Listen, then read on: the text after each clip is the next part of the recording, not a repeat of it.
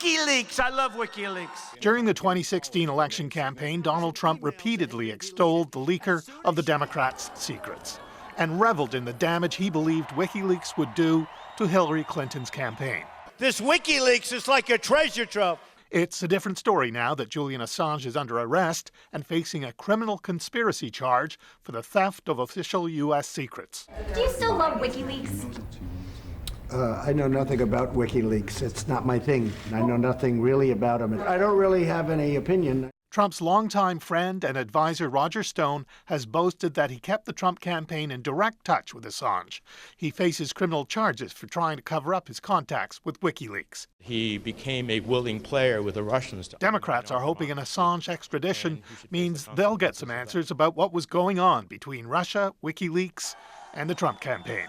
I think it's very good for us to finally get him on U.S. soil. So we can investigate, we can basically cross-examine, we can find out the facts that only he knows, and his connections, and how he basically distributed his information. WikiLeaks believes that's the whole game, that the charge today is an attempt to get Assange extradited to the U.S. on one crime and then force him to testify or be prosecuted on other things. There is no assurance that there will not be additional charges when he is on U.S. soil. But that's not how the law works. Whatever the U.S. requests Assange to be extradited on, whatever charges, that is all he can be prosecuted on once he's here. And if that's the case, then it means the U.S. will have to lay out all the charges it wants to prosecute against Assange as part of its application for extradition. Andrew?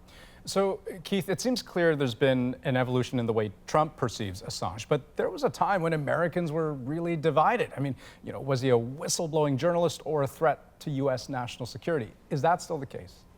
Well, not to the extent it was. And that's because of what we've learned with the passage of time. Assange really does seem to focus more on exposing U.S. secrets than those of other countries, such as Russia or China. And in the 2016 election, he seemed clearly to be a Russian tool in the dissemination of the Clinton campaign emails. He even had his own show on Russian state television for a while, and all of that has largely obliterated the reputation he was cultivating. Okay, Keith Bogan, Washington. Thanks very much.